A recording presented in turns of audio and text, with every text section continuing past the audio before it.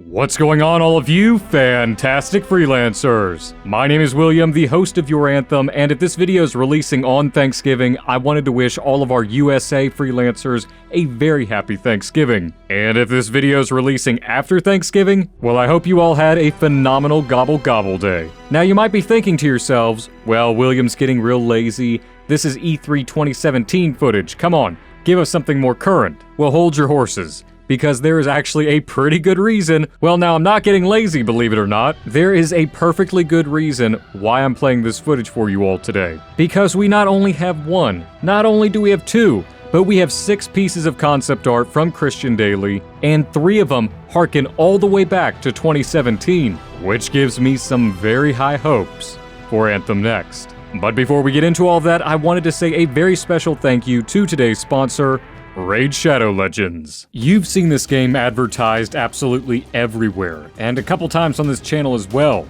But have you actually given the game a shot? By using the links in the description below, you can download it and give it a playthrough for yourself on either mobile or PC. Plus, it genuinely helps this channel out. One of my favorite champions is Frostbringer, an epic support champion. While she might not pack too much of a punch, her cones of cold attack can slap 2 enemies at once, and her aura can buff her teammates to hit back even harder. Plus, the dungeons are an excellent way to level up your champions and collect some much needed loot. Raid has also released the Artifact Forge, where you can save time and craft artifacts directly, as well as a whole new advanced quest system with amazing rewards. Now, that's not all. They will also be bringing some amazing new champions, and they're developing the amazing looking Doom Tower as we speak, which, I'm pretty excited about. So go to the video description, click on the special links, and if you are a new player, you will get 100,000 silver and 1 free champion, Slasher.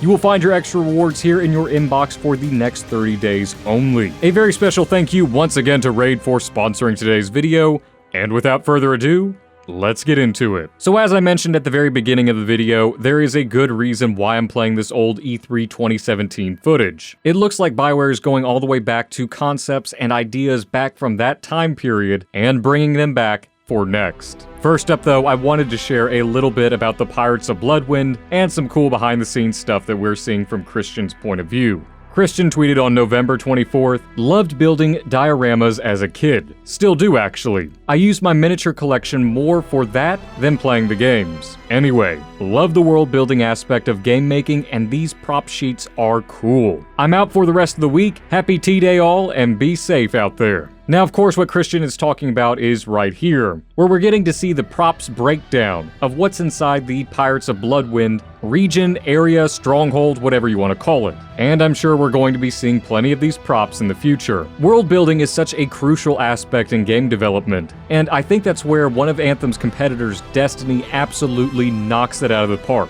No 2 environments are the same, each faction is so vastly different from one another in terms of aesthetic, and it's looking like the Pirates of Bloodwind are going to be no different. Here you can see as number 1 the outpost, number 2 the turret, the banner, the big banner, sky beds, what looks like to be a little hammock. I already know that I'm going to butcher this, but a palisade. Number 8, some reflector lights, ropes, cages, small trunks. I mean, come on, they're pirates. They've got to have some loot trunks. Number 12, some various items. Number 13, an arena. I mean, come on, who doesn't want to shank a pirate? That's going to be a quote, isn't it? Number 14, some big trunks for some big loot. Number 15, a rib cage. Now we know the Pirates of Bloodwind wrangle Ursiks and wyverns, so, maybe that's where they're from, and nothing worse. Number 16, there's something called a collector. Number 17, we've got something eloquently called a box. And number 18, we've got some tanks. We've got some pirate living quarters props, which details more or less the aesthetic, everything from shapes to proportions to scale, even material and paint. And of course, we got the same thing for pirate living quarters props number 2. Now, BioWare, I will go on ahead and tell you, I went to culinary school, right? Anytime we want to make a trailer or do some roast rabbit or something, I am all for it, especially if I get the opportunity to use these type of props. In the event that you ever want to bring those into the real world, right? But anyways, that's enough about the Pirates of Bloodwind, and I've been milking that long enough. Earlier last week, Christian tweeted this out. "Hello all, happy Friday. Just a heads up, taking some time off over the next week, I might be a bit MIA. Awesome to see the post/hearing from you, RE, Anthem on the new consoles. Have a great Turkey Day, US friends. New Stronghold concept, Longfall Ruins. Now this is why I'm talking about E3 2017. A lot of you on Twitter were quick to point this out after I recorded the audio for this video, but yes, we've heard about the Longfall Ruins before. Longfall Ruins is a location from the E3 2017 staged gameplay trailer, where John Warner famously said they would explore it another day. Now obviously the Longfall Ruins never made it into the game. However, it is quite telling about a couple things. Number one, it looks like Bastion will be expanding in some way, shape, or form. If you go to where the Longfall Ruins would be right now in vanilla Anthem, it just doesn't exist. So that's telling me that they are not done with this map yet. And while we may get new maps and new areas in the future, such as the Pirates of Bloodwind area, it does look like we are going to be sticking in Bastion for a little while longer. And for another, well, it's kind of obvious, but hey, we're getting another Stronghold confirmed! Or maybe confirmed. Let's just wait until we see it, right? So while the Longfall Ruins might not be a new concept, the Stronghold definitely is. And it's looking like it's going to be giving us some of that verticality that Anthem sorely lacked in the beginning. To this day, I will tell you, my favorite Stronghold, to a lot of people's surprise, is the Temple of Scar. Now no, it's not particularly because it's fun, or the last boss is just, so riveting to fight. That boss fight is legitimately one of my least favorite boss fights in gaming history.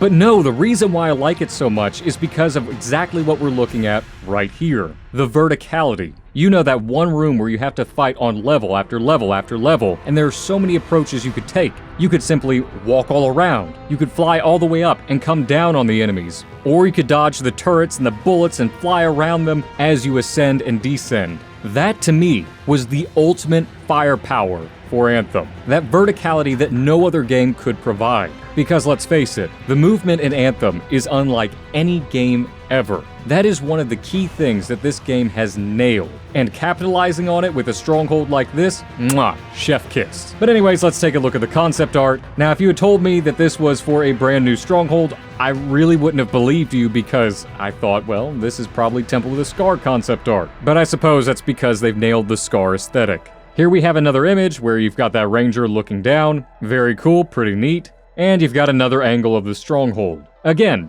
I really don't see too much here that is radically different or mind-blowing, aside from the verticality aspect. What I look for in a Stronghold is the exact same thing I look for in Destiny's strikes and raids. A unique environment, where yes, it is definitely akin to one faction, but it doesn't look like anything else we've seen before. I can go run one Vex strike in Destiny, and the next Vex strike is not even remotely close to being the same. Sure, it's got the same aesthetic, the radial area milk, the same rustic technology vibe, but it always feels different.